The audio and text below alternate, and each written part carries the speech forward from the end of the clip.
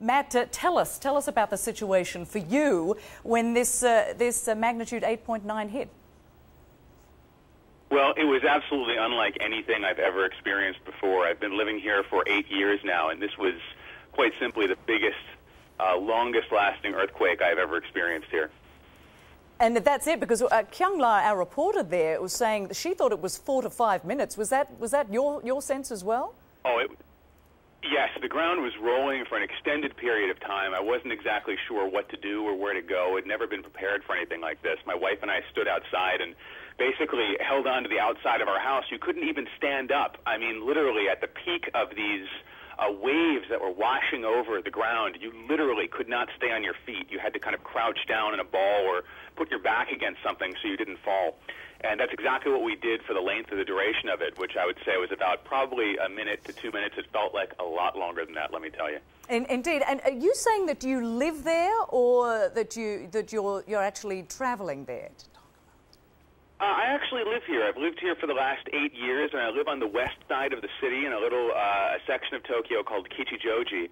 And yes, there are earthquakes from time to time, but we have never, ever felt anything on the magnitude, the literal magnitude of what we experience today. And that's exactly the story we hear. Now, Matt, as we are talking, we are looking at this extraordinary wave, another tsunami wave, moving toward the Japanese coast. And where are you located? Are you away from any threat of tsunami coming ashore? Yes, we're very fortunate to be located quite far inland. Of course, there's some rivers and streams around here, but those aren't being affected by the tsunami. We're I would say a good 10 to 15 miles away from the coastline, so we don't have to really worry about that where we are. But with the footage that we're seeing, the video that we're seeing on the television screens is just, it's absolutely, it's heart-wrenching actually, because you know that probably a lot of those people did not have a chance to evacuate before the wave hit, even though they were telling people you need to get away from the shorelines, you need to get away from the water.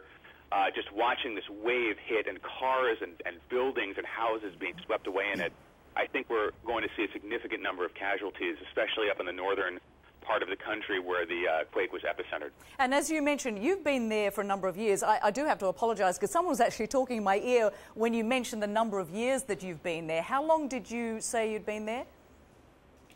I've been here for 8 years. My wife is Japanese, and she's lived here most of her life. And I can tell you, this was something neither of us we were completely unprepared for this. It was a beautiful spring day. It was sunny outside.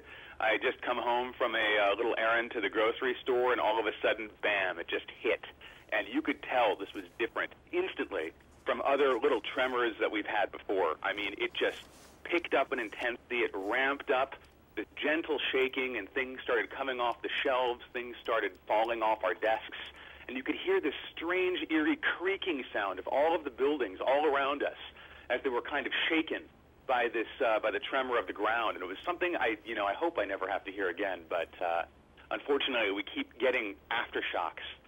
We've had 3 or 4 so far, and there's probably going to be other ones as well. And the reality is, I mean, living in Japan, this is something that you're very used to. But as you say, and of course as people who've lived there all their lives, they know when this is different, and this felt very different.